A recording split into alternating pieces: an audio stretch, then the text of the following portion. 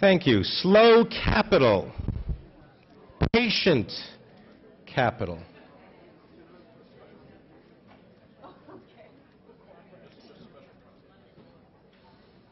Slow capital. Creating companies and investors for a sustainable future. Slow capital. Patient capital. We're patient. Let me introduce the moderator of Slow Capital, Patient Capital. Let me introduce my colleague, Bloomberg News anchor, Deirdre Bolton. You have to know that for Deirdre, I think this is already the evening for you, Deirdre. I mean, you're up at 3 a.m. every day. You're on air on Bloomberg from 6 to 8 a.m. During the credit crisis, you were on the CBS Early Show just about every day telling us about the potential fall and debacle of capitalism. And you currently do a once-a-week report for ABC News. You're just a little busy, right? Former professional in the world of sales and trading at various Wall Street banks. And also, Deirdre knows a thing or two about patience, the mother of 2 Spider-Man boys for Halloween. So you know a lot about patience. I want to introduce the moderator for your program, my colleague, Deirdre Bolton. Thanks, Pam. Thank you. Welcome. We're so glad to have all of you. I think we'll just get things started right away and call up our panel members here. I'm going to go in alphabetical order. Matt Arnold is principal at PricewaterhouseCoopers. He has led and continues to lead the firm's climate change and sustainability advisory practice. Prior to joining PwC, he was the COO at World Resources Institute, a sustainable development think tank. We're glad to have Matt with us today. David Blood, right here, senior partner and co-founder, along with Al Gore, of Generation Investment Management, a firm management business dedicated to long-term investment and integrated sustainability research. David was formerly CEO of Goldman Sachs Asset Management. Neil Ferguson, is he here yet? He may be on our air as we speak. He'll be joining us. There he is, Mr. Ferguson. Professor Ferguson, an economic historian, professor at Harvard University, senior research fellow at both Oxford University and Stanford. In 2004, Time magazine named him as one of the world's most 100 influential people, and he has recently authored The Ascent of Money. Richard Trumka, president of the AFL-CIO, could not be here in a last-minute change. He's actually quite ill, but we're really happy that Damon Silvers has agreed to step in his place. Very happy for that. He is policy director and special counsel for the AFL-CIO, and he is deputy chair of the Congressional Oversight Panel for TARP. So welcome. Glad to have you all. Welcome to all of you. So I think we'll start with this idea of the green movement, since we have 2 experts on the panel right in the middle here, David and Matt. When does green just become business? We don't talk about green business anymore. We don't speak about it as a niche business. It's just business. I'll start with you, Matt. Go ahead. When it's not really profitable to pollute, which it currently is in most places, which requires a price of pollution. Use carbon as a simple example, greenhouse gas. Right now it's free to emit a lot of greenhouse gas, and that's not green.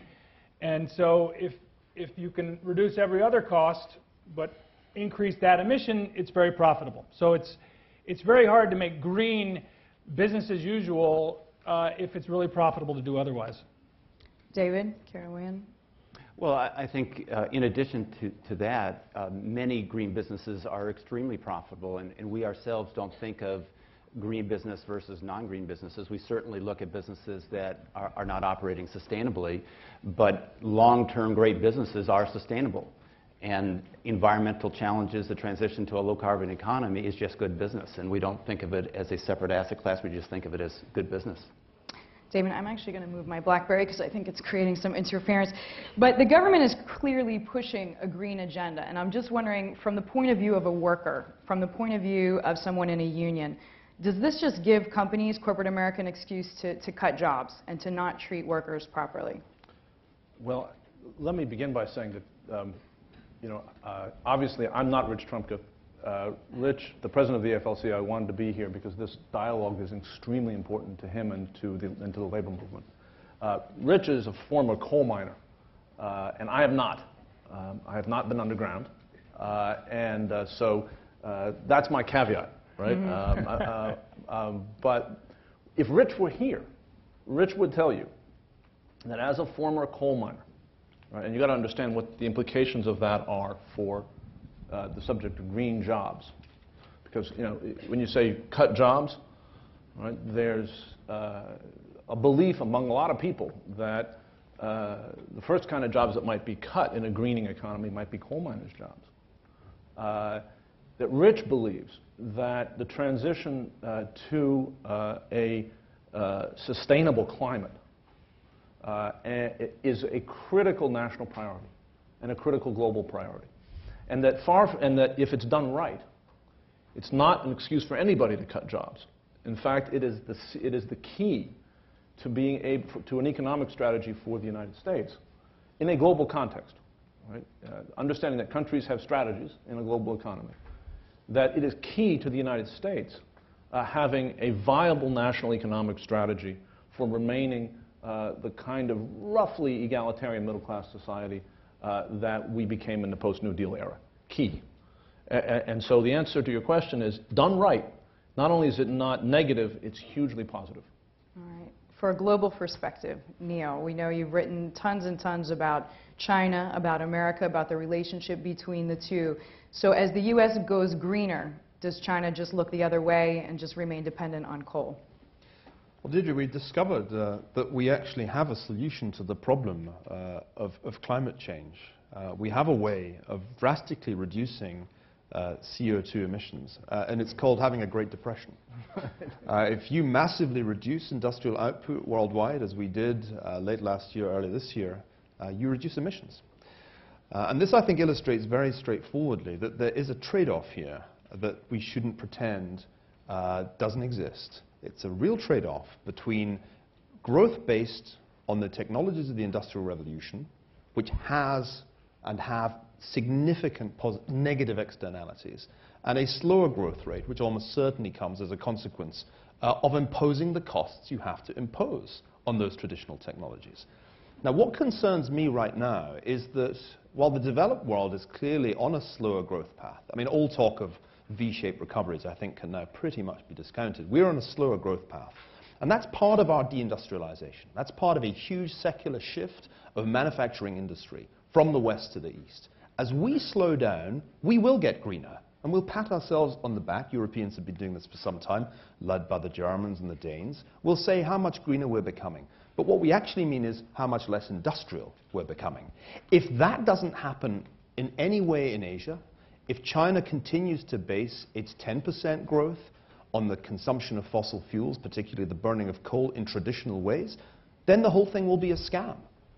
There won't actually be any net global benefit if we simply move the emissions, along with the industrialization, from west to east. And there's a danger, if we think of this in narrow national terms and don't see the global picture, that we end up achieving nothing other than a relocation of industrial capability. Go ahead, Damon, you have a comment? Yeah, I mean, I think that in part what Niall is saying is absolutely correct. If we simply redistribute emissions, we will do nothing to solve the larger problem. In fact, it could potentially be negative in certain respects. But I think that, but I very much disagree with the proposition that that slower growth and in particular deindustrialization explains what's going on. I don't think that's the right way to understand it at all. And in this respect, Germany, Denmark, some of the other high-income nations in Europe while they may be the amount of employment they have in industrial activity may be less than it has been historically, continue to have their economies substantially driven by very high value-added capital goods-oriented industry. And as China grows, they grow with it. So that as China's stimulus packages hit and had the very positive effect it's had a spillover effect in those economies and in Japan. It's the United States that is failing to pick up this particular strategy, right? And it's why, and this comes back to Niall's point about coal, It's why it's such an imperative for the United States to be at the lead of these technologies, because time's not standing still for us. Right? We will be bypassed, and we will be in a space that is neither the high value-added, high productivity workforce space that Germany, Japan, and some of the small European countries are in, which is very much industrial, right? Nor will we be in the low-wage mass production space that China and India occupy. And for the labor movement, that comes back to what I said a moment ago about the centrality of the United States being a leader in large-scale transformation of energy sources and uses. And if we do that, we don't have to slow growth in a dramatic way over the long term. And in fact, that strategy would be a clear way of avoiding the W, right, which is an imminent, I think as Niall points out, an imminent danger. David, I want to ask you, I mean, do you see enough innovation? I mean, that's essentially part of your job, right, is to advise, is to look for companies that you believe in their business model. I mean, you believe in what they're doing, but you also believe in the business model. Are there enough good ideas out there that are market ready now? Absolutely yes, and I would say many of them are in China and in India and some of the other developing countries. And so the notion that we should assume that China and the developing world will develop the same way that the industrialized world or the developed world did over the last 100 years, I think that's a mistake. I think there's no question that the Chinese in particular understand the urgency of climate change and the importance of the transition to a low-carbon economy. They already have significant technology and are moving very, very quickly and will move more quickly. And so when we talk about opportunity set, it's not just in the United States or in the developed world, it's actually in the global world and in the developing world in particular. There seems to be a prejudice that the Europeans and the Americans have got it right, that we sort of morally have this high road about being green. But there is this push, I mean, and it has been here and in Germany, as Neil said, for a while. So you're saying that you see just as much willingness to look for green solutions in the East? Yes, in fact, greater willingness. Because of the potential profitability? And the challenges that they already see and face. They get a bad rap because they make an argument that they should not have to limit their growth because of climate change.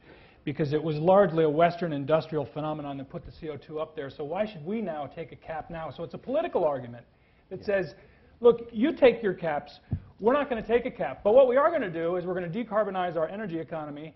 We're going to build, more wind farms than there exist anywhere else, and more solar. We're going to learn how to gasify coal and put the CO2 back in the ground. We're going to do all that from an investment technology innovation point of view while you sort out your caps in your global trading problem, which you created. That was basically the Chinese argument in Bangkok in a negotiation a couple of weeks ago, which is totally legitimate. I think that the piece missing, Neil, from your forceful argument is technology innovation. It's all true that we only reduce emissions if we don't grow, if we're in a fossil fuel-based energy economy. So we need to transition to something else, a hydrogen-based one. We've got bridge technologies where you can keep burning coal and put the CO2 back in the ground. I know it sounds like science fiction, but it's only 10 or 15 years away from being commercially viable. So there's a whole element of innovation in this that really is kind of the only hope.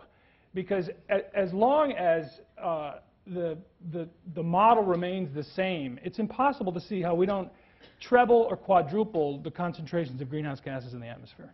There are three kinds of incentive which it seems to me come into play here.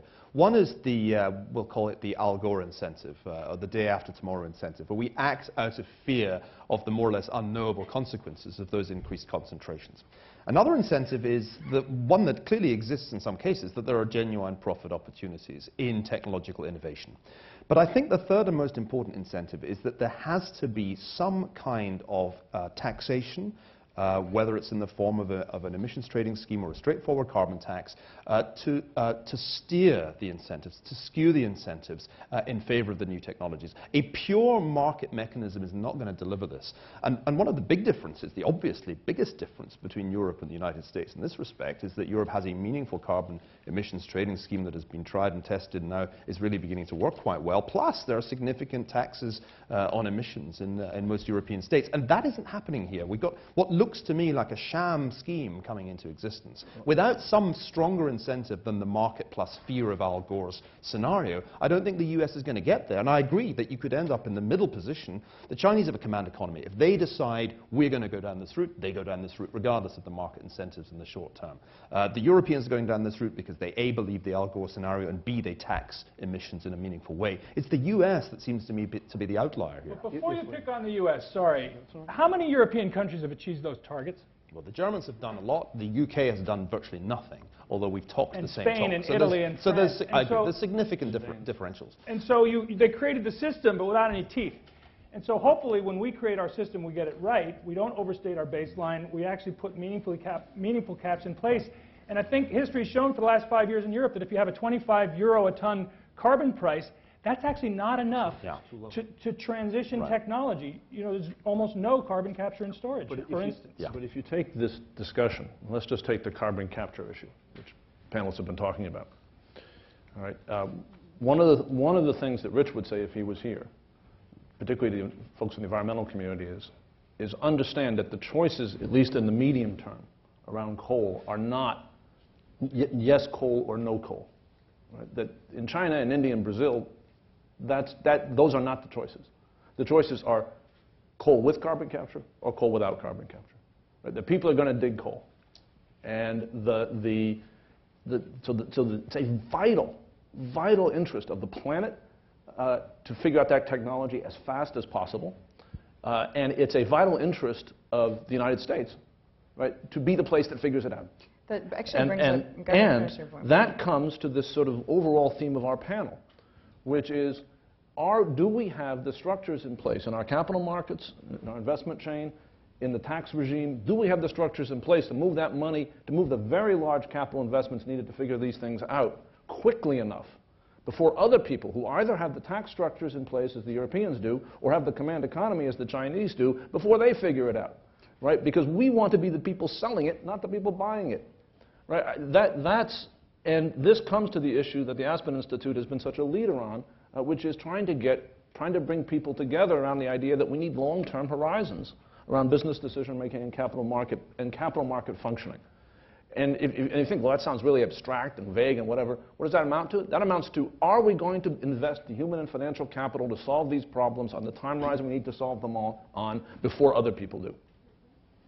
So, Neil, I want to ask you, just sort of alluded to this cooperation, almost implied cooperation between the government then and the green industry. What do you make of that? I know you're not big on government involvement. Well, in this kind of a question, there's a very important historical role that government plays. If a national security interest is identified, we know from the historical record that the federal government can play an absolutely crucial role in steering investment into key strategic sectors. That was the key to American victory in World War II and in the Cold War. There was an identifiable national security need to achieve a technological lead over first the Axis powers and then the Soviet Union. We did that. The problem is that I don't think we've yet seen climate change, with all its unknowable implications, as a threat to our national security. We haven't made that transition. Interestingly, the Chinese see that more clearly, and there's a reason for that.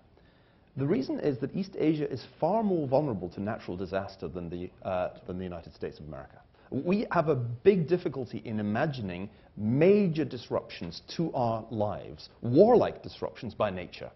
But you know, when I was in China researching the ascent of money, I kept being struck by the sense that nature is a potential aggressor to the Chinese. That was very obvious at the time of the big Sichuan earthquake. If you see nature as a potential threat as big as the Soviet Union was during the Cold War, then you'll make those strategic decisions. But we don't right now. I think we underestimate nature.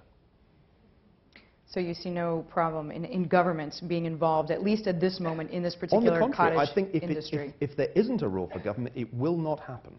Because unless government really actively skews the market in favor of cleaner technology or takes a direct interest in encouraging investment in new technologies, the market won't deliver that. I think that's a very clear lesson of history, and we shouldn't exaggerate the magic of the market. The market doesn't have a long enough time horizon to say, we've got to take decisions now that will be beneficial to generations, 3 generations from now.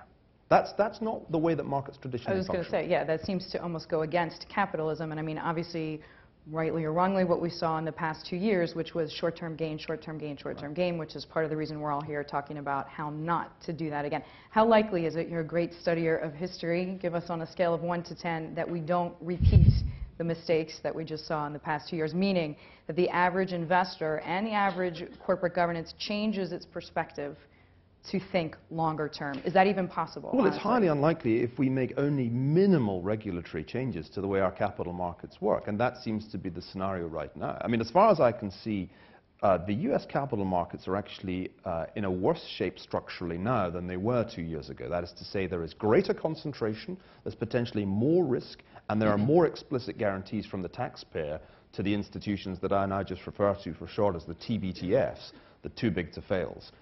That's not a capital market that's going to deliver the kind of results that we're interested in. It's very unlikely, it seems to me, to make rational allocation of US savings, or for that matter, foreign savings, to the kind of technologies that we're talking about. I mean, right now, let's face it, if we continue on present trends, investment in renewables, investment in non-polluting technologies will result in an absolutely paltry improvement in the efficiency of the US economy. There needs to be a massive step change for meaningful improvements to arise. I mean, some of this is just pure efficiency.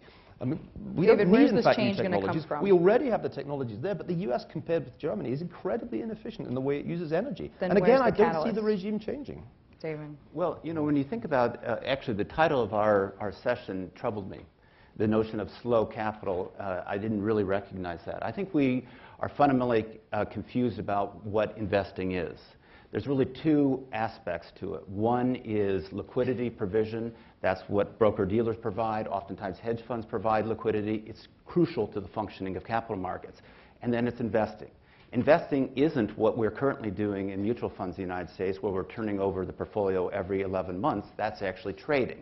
What investing is understanding long-term opportunities, investing with a long-term horizon, and actually disregarding the short-term noise.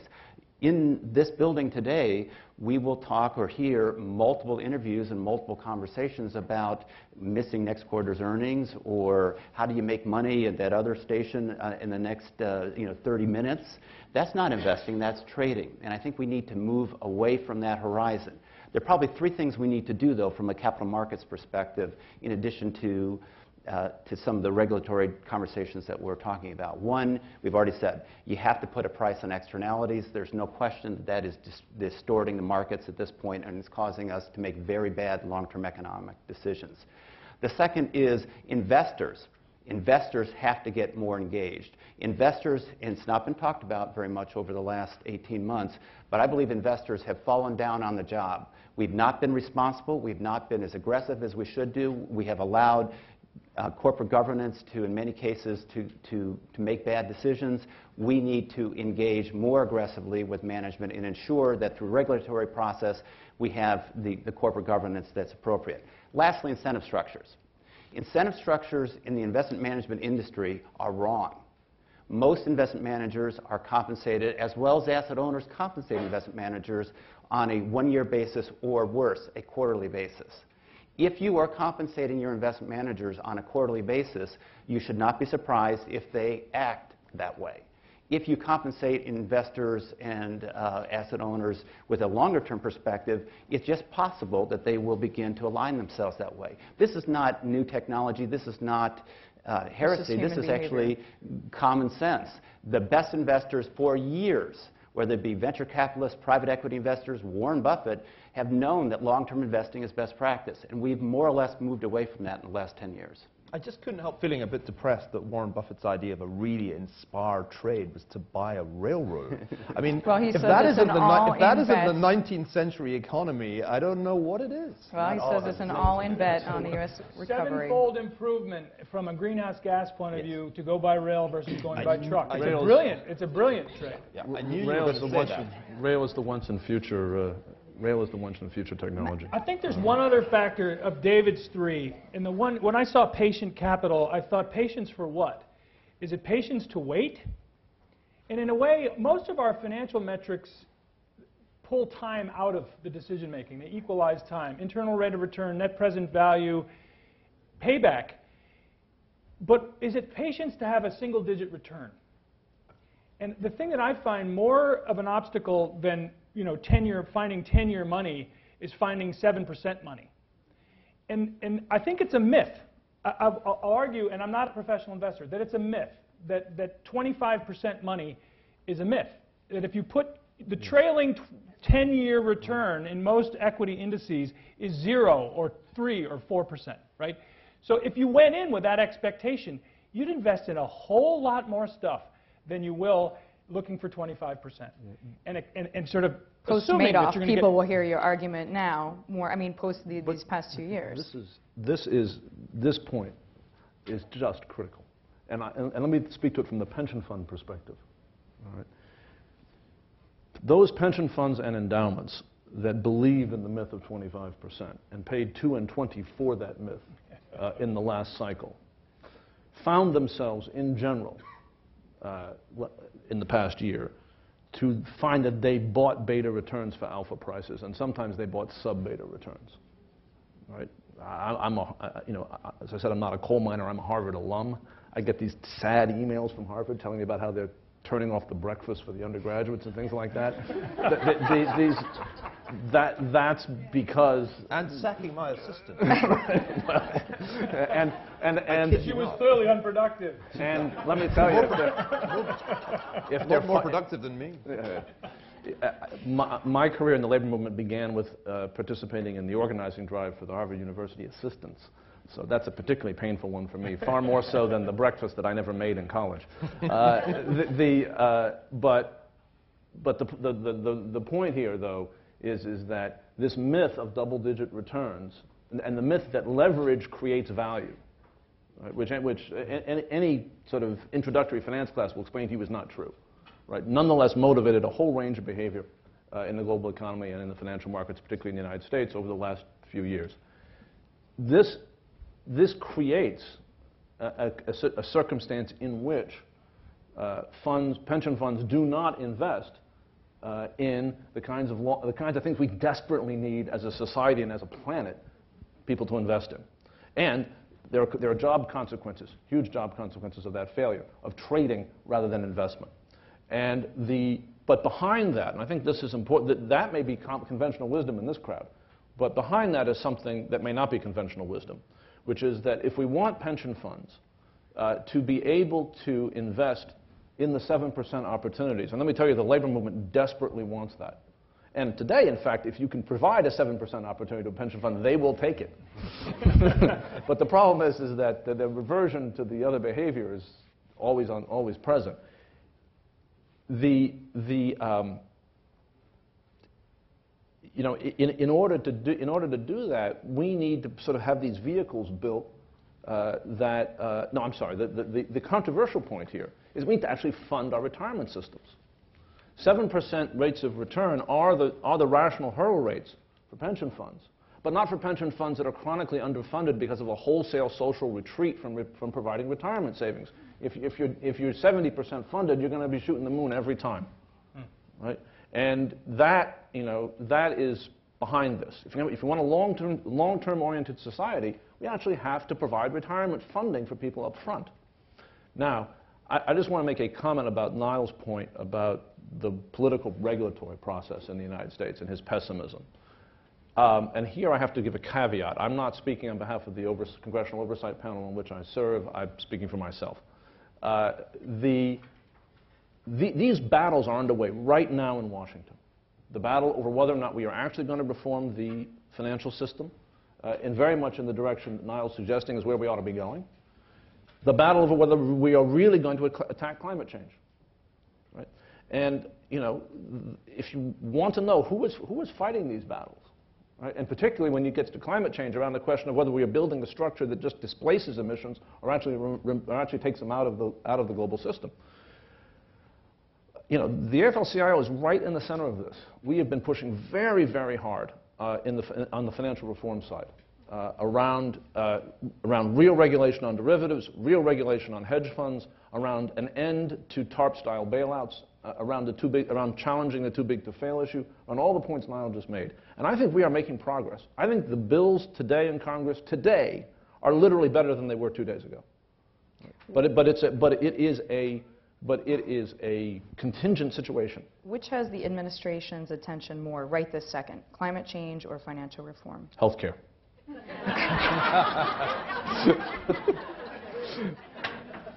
All right, healthcare then. Go ahead, pick. I think that at the moment, it feels that at the moment, in terms of the administration, from the conversations we are having, that financial reform actually today is foremost in their minds. But I wanted to say something about the climate change fight. The AFL-CIO endorsed the House bill this past summer, right? A labor movement of people who work in heavy industry and people who work in utilities. We endorsed that bill because we see the type of direction that Niall laid out as the future. Now, that doesn't mean we liked every provision and all that stuff, but as between yes and no, our answer was yes.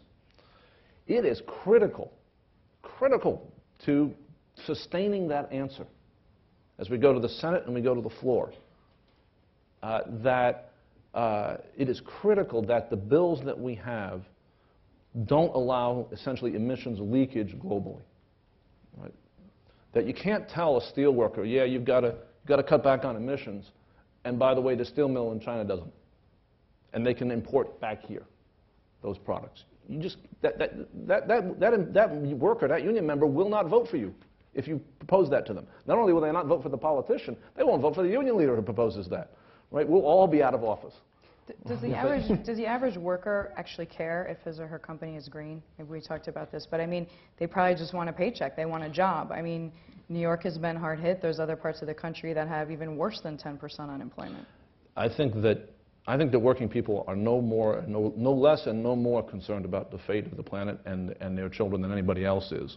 But what they won't stand for, and nor should they, right, is the idea that everybody else gets the party on, and their plant closes and their town shuts down and nobody helps them. And let me just finish on this one point. The idea that nobody helps them, the last 30 years have not exactly built up credibility for the notion that the broader society is going to look out for working people when the brunt of economic change falls on them. Right? So that now we have this terrible planet-wide crisis. And we're going to people in communities that have been devastated already by the collapse of heavy industry in the advanced world and saying, oh, by the way, you're going to pay the bill on this one too. Right? So we can't do that. And so the union like the Steelworkers Union, which now represents heavy industry generally in the United States, they're way out in front on the climate change fight. They formed the Blue-Green Alliance with the Sierra Club. What their minimum demand is here is that we not allow this to become one more form of comparative disadvantage. Right? And environmentalists ought to be with them on that because truly when you put the carbon in the atmosphere, it doesn't matter where you put it. Right? It doesn't matter where it's emitted.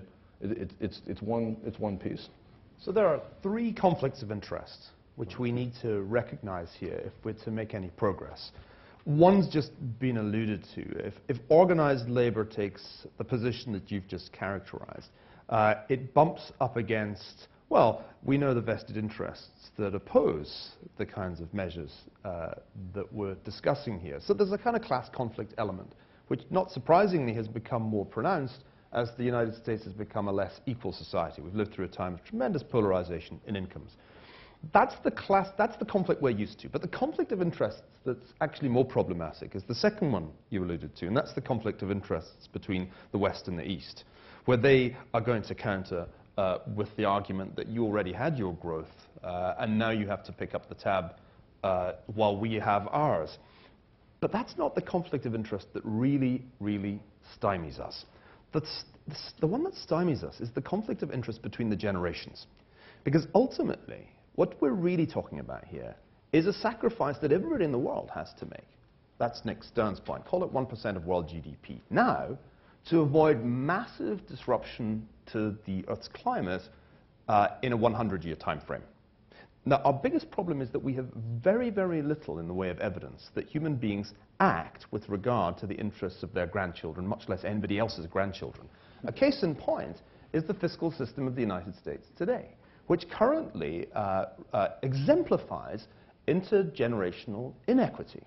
Because effectively what is happening as a result of massive expansion of debt and unfunded liabilities of the federal government is that precisely the generation we're thinking about, the one that has to pay the taxes 2 generations from now, is getting screwed. If we're really to address the problem of climate change, we have to take our grandchildren and our unborn grandchildren seriously as an interest group. And unfortunately, as I understand it, they don't currently get votes.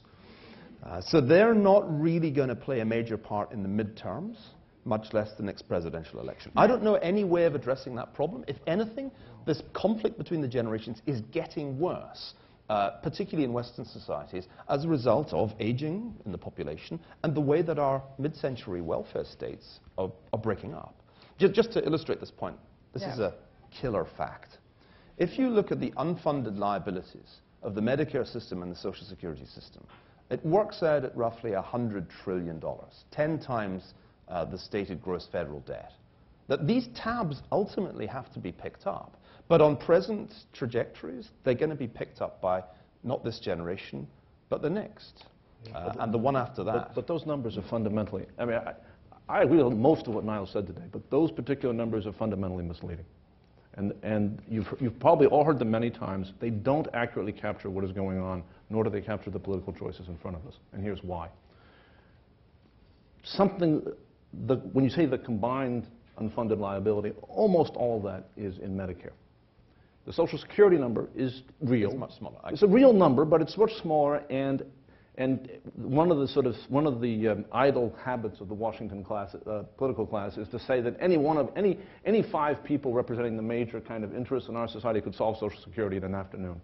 It's the tweaks that would be involved are relatively small. This is a Medicare issue, and those numbers do not represent some vast debt that has already been expended. They represent obligations that will be very large if healthcare costs continue to increase at their current rates. Right? So it very quickly becomes clear that what Niall is describing is not some giant intergenerational trade-off. It's our failure to resolve the way in which we deliver healthcare and the way in which we finance healthcare. And this is why the dilemma is not as bad as he makes it out. Right? Because it's not this big intergenerational thing. The way in which we deliver healthcare doesn't work now for us here in this room, today, now. Right? If we can't solve it, it's not because we don't care enough about our grandchildren or great-grandchildren. It's because we let our political process be captured by the folks who are getting rich off of that current arrangement. And secondly, secondly, if we're going to solve the larger climate problem, it's by understanding that this is not about some giant intergenerational trade-off. It's about whether or not we're going to be able to provide sustainable middle-class jobs in the here and now by being strategically smart in relation to our place in the global economy. It's not about losing jobs, it's about gaining jobs. It's about moving intelligently about whether or not we'll have the jobs over the next 10 years or so by being in the lead in this great global change, or by putting our head in the sand and letting it. We'll talk about innovation in a minute, but Matt, I'm just curious. I mean, you have a huge team at PricewaterhouseCoopers.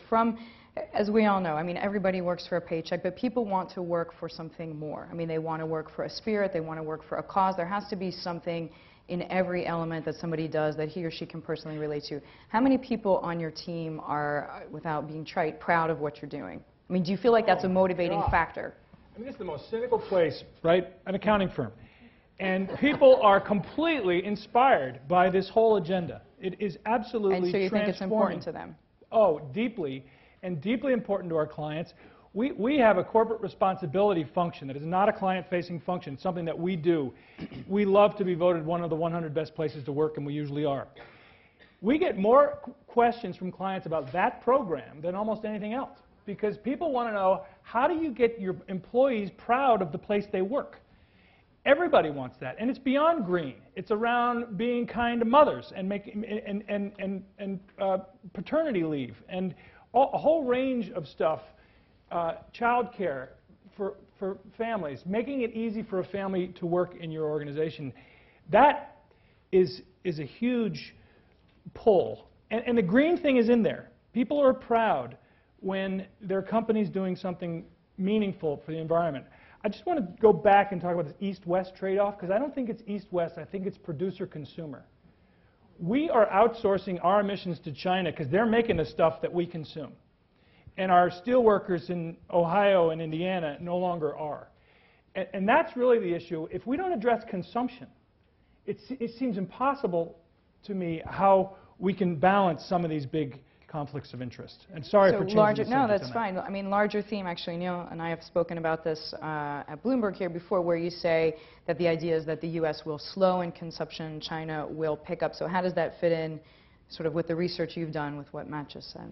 Well, we're going through an extraordinary rebalancing of the world economy. It's almost a once in 500 years event, in the sense that if you think of the last 500 years as a time in which the West ascended and the rest stagnated, what's happened in the last 100 years, beginning with Japan and culminating with China, has been a great rebalancing in which Asia in particular has caught up, or at least has closed the gap with the West. The latest phase of this great rebalancing or reconvergence involves a slowing down of US consumption, which was, of course, driven mainly by leverage. And I want to really re-emphasize this point about intergenerational equity. It's not, I think, quite right to dismiss it as lightly, as you did with all due respect. Even if you magically waved a magic wand and froze the costs of Medicare, let's just imagine that were possible. And you've got your 5 people. We could do it now. We solve Social Security before we go home. There would still be a doubling of the federal debt within 10 years. The stated federal debt would go up to something close to $20 trillion, in excess of 100% of GDP. And that's just the public debt. What kept consumption going in this country over 20 years when real median income stagnated was private sector household borrowing. We now have a situation in which, when you add together the debt of both the public sector and the private sector, it is in excess of 3.5 times national income, and still rising. We are now constrained by balance sheet problems, both in the public sector and in the household sector, in ways that will slow consumption fundamentally. The real question is whether, in the East, and particularly in China, people switch from saving to consumption in order, as it were, to take up the slack. And there's a question of pacing as well. Yeah, I mean, it's pretty hard for Mr. and Mrs. Wong to step in where Joe the plumber has had to step out. This transition will be much more painful than I think many people realize, because it involves fundamental cultural shifts in 2 of the world's biggest economies. First of all, Americans have to rediscover thrift. Remember that? Funnily enough, it was more or less forgotten in the 1970s, but it has to make a comeback. The big struggle for American households is rediscovering saving and deleveraging, getting out of a position of unsustainable debt. Meanwhile, the problem for China is, can you really feel confident enough about what minimal public provision of healthcare and education there is to go shopping the way Americans used to? And I think these cultural shifts are going to be much harder to manage than we realize. Already the savings rate is rising much more slowly than I thought it would in the US. That's one of the big surprises of recent data. Americans aren't actually quite coming out of denial yet about the extent to which they have to deleverage. The big question, of course, is whether the Chinese just become consumers like us. Now, if they do, I think our nightmare scenario, the one we began with, might well come true, where in the end, all of our bad behaviors get replicated over there. They become as inefficient as us, well, they already are, in their utilization of energy, and they adopt a lifestyle right down to the foods that they consume that is as bad as ours. Well, that's my worry, that we actually just replicate Western behaviors in the East, including, of course, pollution. I do want to give the audience time for questions, so I just want to begin to sort of wrap up here. And I want to ask you, David, from where you sit, give us just an investable idea without, disclosing proprietary information. What have you seen that you just say, this is the greatest idea that I've seen in recent weeks and recent months, something that you recognize as innovative? Well, I'm not going to completely answer your question, but I did want to get to something like this, because there's no question that regulatory challenges exist, that we have global treaties that we need to address. All of that we've talked about over the last 45 minutes is an important part of this. But there are a number of business steps that we can and should take that will make us money right now without government change. And it's basically efficiencies. More or less 40% of the CO2 reductions we need to make are positive NPV decisions. We have the technology already. We know how to do them. Now, some of it is regulatory related, but most of it is just focusing on doing it, ranging from building insulation to efficiencies in buildings themselves, et cetera. So part of this debate is interesting and important, but the reason why we got involved in the whole conversation beyond Vice President Gore's concern about raising awareness in climate change is actually it's good business. If you reduce the CO2 of buildings, you're going to be improving the efficiency of the building, you're going to run it cheaper, and in fact, it's better economic decisions. So long and short of it is, there's a lot we can do right now that businesses are doing right now that are good, profitable decisions to make. I want to underscore David's point, if I could, with something we recently saw that's very investable. We worked with a company that makes semiconductor chips, which is an industry that's been completely gutted by lower-cost producers in the U.S. And this is a company that has developed a chip that ends up in laptops and LCD TVs and BlackBerries that uses way less energy than the competing chip. And they wanted some stimulus money for a tax credit to invest in the plant that would make this chip. And so we did a bunch of very complicated calculations to figure out what are the greenhouse gas energy reduction from this plant, this one plant. And it was 130 million tons, which, for those of you who don't do carbon math, is huge. And it amounted to 40 cents a ton. Now, the Waxman-Markey projections are $17 a ton. Here's 40-cent carbon in the middle of this country with a new investment in an industry that's going overseas. That's an investable thesis. It's hyper-efficiency. We can do this faster, better, cheaper, using innovation and creativity with new technology, not old. I think I'm going to leave it there, open it up to you. I'm sure one of the reasons you came is because you want to ask questions. Go ahead. What will it take for the type of investing some of you do become an asset class, sort of a mainstream asset class? What will it also take for firms like Goldman Sachs or even the AFL-CIO to accept 7% returns or dedicate 100 people to investing in this field? I could speak to the asset class briefly. Asset classes are largely driven, in my view, by the sort of legal framework that overlies pension funds, by ERISA, by what the DOL says, by the culture, the culture of sort of the end of the investment chain. Right? And I think there's a very basic idea that nobody's really focused on, that ought to be focused on by that chain, which is that investing in non-carbon emitting technologies and efficiencies of the kind that David was talking about, which are absolutely critical both in terms of climate change and in terms of jobs, it's just a very simple fact, which is that they run counter to oil, natural gas, and coal prices. Right? And so, and since those prices are pretty heavily correlated with broad investment performance in the equities markets, you essentially have an asset class in the way that is understood traditionally, but that's got to be learned. In terms of accepting 7% returns, right now, right, today, if you could offer a sustained 7% return with relatively low volatility, right, to pension funds, they'd mob the place. We need the police to keep them out, right? We have this moment where we've got ideas like large-scale building rehab and energy-efficient building rehab that seem on the surface to a non-expert like me to be able to generate those kinds of returns. We've got people desperate for them. We lack like the little pushes. We lack the asset class realization.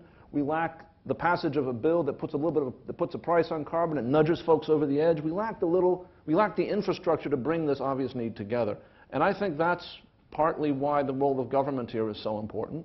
And it's partly why the role of initiatives like the Aspen Initiative is so important. Can I just say one thing on the 7% representing the investment community? I think most investment professionals would not recognize that as the new normal. There are clearly, we certainly have gone through an extraordinarily difficult period of time. I understand the 10-year look-backs on equity markets, but you do that over a period of time, it doesn't always equal 7%. And there are good times and there are different times. And portfolio allocation is a much more complicated conversation than just 7%. So to your question is, when we think about investing and promote sustainable investing and promote investing in businesses that are part of the transition to a low-carbon economy, we don't think of it as a 7% investment. We think of it within the context of traditional investment matrices. It's not always 25%. They range from 0% to 25 or higher. It's within that context that we think about it. I have a question about, you really talking about changing attitudes and having people really accept the changing of attitudes. The only thing I always say, the only one who wants to be changed is the baby. Now understand that. I mean, we have to understand reality because you want to deal with it. Yeah. Now we've come here for this meeting today, and I'm talking about what are you thinking about next steps? One of the previous speakers talked about STEM, science, technology, engineering, and math. What we know in education is financial literacy is a growing kind of thing in this country because of everything. How do you, there are some suggestions, how do you infuse these concepts into what young people are learning? Because you can talk about science, as you know, this whole carbon issue, it's a science subject. But you can talk about it in relation to financial literacy. How do you invest? What should other companies be doing? So I'm saying to you, next steps, what should we be taking back, or what would you be recommending in a marketing plan to put this on a larger screen? Depoliticize it. I think one of the biggest problems we have is the affiliation of the messenger of whatever is, on climate change. It's become a Republican-Democrat thing, a conservative-liberal thing. And it's not. It's a scientific thing. And my kids are learning climate change science in their science class without the politics. And for them, it's a dispassionate problem to be solved. And I don't know how you do more of it, but I do know that in my generation, we're kind of losing a lot of the battles because it's too affiliated with messengers that for one reason or another are distasteful to certain constituencies. And just to add color to that, I have an American accent, but I've lived outside the United States for most of my life. This conversation is not one that I would recognize in Europe or elsewhere. And it's just this point. As soon as you say the word sustainability or green or the environment, people begin to put you in a box in this country. And they believe that this is a conversation from the left or versus the right. And what we've tried to do is say this is one about economics. This is about good business practice. And there are a number of very thoughtful business professors, including at Harvard, but elsewhere, who are saying, well, wait a minute, let's take this out of the politics. Let's talk about why this is relevant to competitive strategy, why this is relevant to good long-term economic decision-making. That's what we need to keep talking about, as opposed to letting this discourse get into one of a political nature, and really one of sound bites, in fact. It's not logical anymore. There's this politicization is connected with Niall's remarks about deleveraging and consumption. The reason why it is politically sensible for some people to take positions around climate change that are profoundly irresponsible, right, is because of the backdrop of the discussion about reducing living standards. Right? The message, obviously there are business interests that fund politicians who say that there's no such thing as climate change and that 2 + 2 = 5 and things like that. But the reason why this works as a way of gathering votes is because people who are very smart about politics believe that there is a subtext here, which is a subtext of people like the folks in this room telling people like the folks who pay my salary, oh, your lives are going to get squeezed and we're going to party on. Right, that's really and political analysts see a vote-gathering opportunity there, right? An opportunity to split essentially liberal elites from liberal base. Okay, now, let me tell you, if that's how the politics play, the planet loses, and we all live on the planet, and that'll be really bad, right? If that's how the politics play, we will lose because you cannot go to people and you cannot go to the electorate and say, in a world where income inequality, in a country where income inequality is the way it is now, you cannot go to the electorate and say, you all have to stop living high on the hog. It reminds me of something Marshal Pétain said about how the French really were too decadent to win the war. You understand, Marshal Pétain ended up just short of a firing squad for the way he played that out. That's why what we have to be about is embracing a way of making change central to preserving and improving the kind of middle-class society we want to be. Right? And by the way, that's not hard. That's not a hard thing to do because of what these gentlemen have been talking about. That actually is not a hard thing to do if we do it. All right? And, in doing so, actually focus on the kinds on change that makes the things that people really value in life easier to afford, and puts the cost in reducing consumption in areas that people ultimately don't care that much about. Who are the politicians that are most at the forefront of depoliticizing The depoliticizing politicians? Well, you know, before the last presidential election, John McCain was. He was a big-time climate change advocate. He described his experience of Kilimanjaro and the polar bears, and he really, he was one of those. They're getting fewer. I mean, Waxman Markey won by 5 votes with very few Republican crossovers. So it's a short list. I mean, the question is, what do we as voters, to her question, what do we do from this platform to help move the dialogue forward in a meaningful way? I mean, we can leave here and go, oh, no. I'm Republican and I'm environmentalist. That'd be a good thing to do. I'm a Democrat and I'm pro-economic growth. It's the dialogue. I only have time for 3 more questions, so I want to take from the middle here. Hi, Daniel Goldman. I work for a biotechnology investment firm. What modifications do you think need to be made to the global regulatory framework to prevent a race to the bottom by multinational corporations to the countries with the laxest environmental and labor standards? And do you think that such modifications to that framework could be a plausible alternative to the current debt-fueled economic stimulus as a method to resuscitate American industry? Let me have a crack at that. Good. You're the man for the job. We have a very challenging dilemma. It is much simpler to enact a carbon tax within a nation state than it is to get an international system of emissions trading to work. But if we want to avoid the race to the bottom, that second route is the one we need to go down.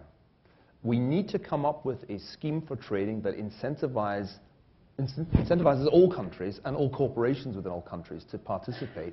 That also prices emissions the right way. Now, when we teach this case, there's a case on climate change, which is an integral part of the first-year MBA program at Harvard Business School. That is what it always comes down to. And the way I teach it is to say, look, I don't know the science. You don't know the science, probably. We don't need to know the science. All we need to know as people with an interest in management is that there is a non-zero probability that this stuff could really screw the planet up. So let's act on that assumption and try to come up with a policy framework which makes good sense to corporations. And the conclusion that I keep coming back to is we need to get some kind of emissions trading scheme that works on a global level and prices carbon emissions the right way. Just going down the carbon tax route is going to create the opportunities that you alluded to for some countries just to say, nah, we won't do it. You know, in terms of the labor end of this, a good start would be for the United States to comply with international labor standards. There's something called the Employee Free Choice Act that would be a stab in that direction. We can't use... Oops. Oh, guys. Are we all right? I nearly fell off my chair. Yeah. Are you all right? All right, good. A global floor around financial regulation, around environmental issues, around labor standards is a doable thing in our lifetimes. But we ought not to kid ourselves that by itself that will revive U.S. manufacturing. Right? We are not going to be able to, the United States is going to have higher manufacturing costs than emerging market countries, and will have so for some time. As long as they're emerging countries, we'll have higher costs than they do. Right? What we need to be able to do is to be able to support those costs, right? Like other advanced countries are able to do. And I come back to the point I made earlier about contrast the effect of the Chinese stimulus on us versus the effect on Germany. Right? It is striking. Right? And it tells us the degree of our failure internally to lay the groundwork to sustain the living standards and the rough social equity that is at the heart of why the United States historically has been a relatively sort of decent society, the society where you don't have to build fortresses around your homes if you have a little bit of money. Guys, in the front. My name is Elise Felder, and I'm a business consultant in the area of inclusion and diversity and competitiveness. And one of the things we really haven't addressed directly in any of the panels so far, we've talked about sustainability,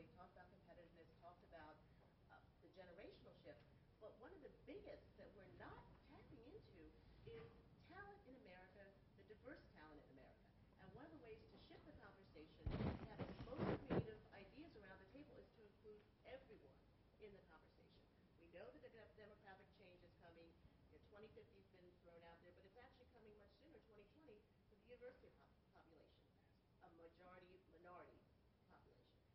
How are we going to address including everyone in the conversation, tapping into creativity for America to become competitive? And frankly, there is a national security component to this for our country.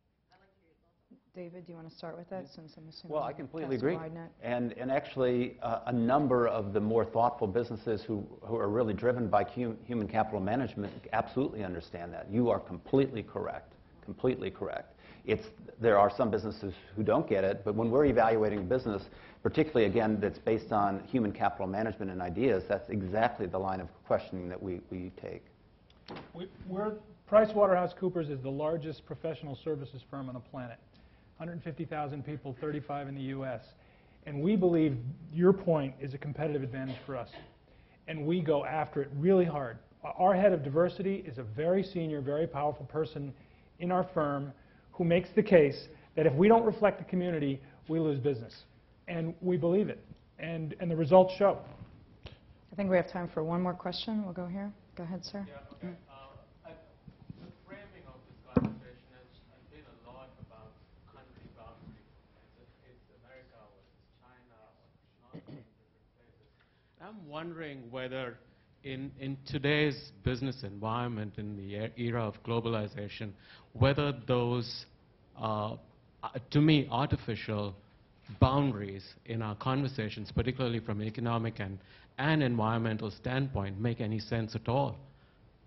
You know, I've probably been the most blunt about the notion that there ought to be a national strategy. The United States ought to have national strategies economically. And I don't think there's any doubt but what, in general, other countries have national strategies. Right? It's not that nations don't exist or nation states don't exist. I think the notion that in your question of versus, right, I may not have been clear. Right? I don't actually see these things as versus, exactly. What the United States' national strategy ought to be is a way of conceptualizing how we will maintain the kind of society that we would like to be, right, in a world where we are no longer the disproportionate economic colossus that we once were. I don't think there is a national strategy that would maintain us in, say, our relative position versus the rest of the world in 1950. That's not a plausible strategy. Right? On the other hand, look at Sweden used to be a world power. 17th century, in the way that the Europeans thought about the world, Sweden was a world power. Sweden hasn't been a world power for a long time, but you can't say that the Swedes are suffering. Right? Now, the United States is in a much bigger, we have a much bigger role to play.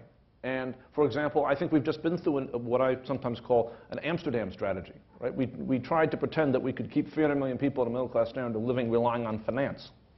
Right? That hasn't worked out so well. Right? But what we ought to be thinking about is how do we, because this then takes away the versus point.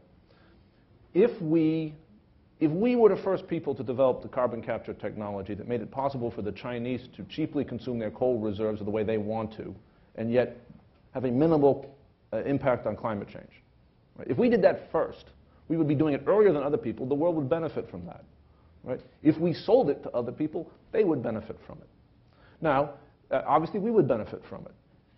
The worst possible scenario here is a scenario in which events conspire to choke off the potential we now have for rising living standards and development in Asia. That would be a catastrophic event and would have terrible political consequences. So you want to vote the other? Sorry, David, so my point is, I don't think we see that as versus. I don't see it as I just want to make a quick point. Guess who was the first? The Swedes on carbon capture and storage. Vattenfall. So they are leading the world. And I think, this illustrates a really important point. Globalization is one of those words that seems to mean less the more it's used. What we've seen in this financial crisis is that when the going gets tough, people turn to nation states. They turn to national governments for bailouts. Somebody said, I think it was the governor of the Bank of England, that banks were international in prosperity but national in death. And I think that's an extremely astute commentary. And it relates to all that we're discussing here. Let me illustrate this with just one example very briefly, Deirdre. Deirdre's getting slightly fidgety. So very, very simple. One country currently spends a substantial proportion of GDP, upwards of 3.5% to 4%, on providing security for the principal deposits of fossil fuels, and particularly of crude oil in the world. That country is the United States, which provides an admittedly somewhat unstable security framework for the greater Middle East. Is the United States the principal beneficiary of the oil that flows through the Straits of Hormuz? No. China imports a great deal more of its oil from the Middle East than we do. Free riding by major nation states is a key to understanding the way the world works. And the fact of globalization doesn't change that in the slightest. On the contrary, the global integration of the world economy actually makes that kind of free riding easier. And we're seeing a whole bunch of ways in which free riding is going on. The energy one is just the most opposite to this discussion. All right, well, I'm going to leave it there. Thank you all for your time. Thank you as well for coming. Thank our panelists.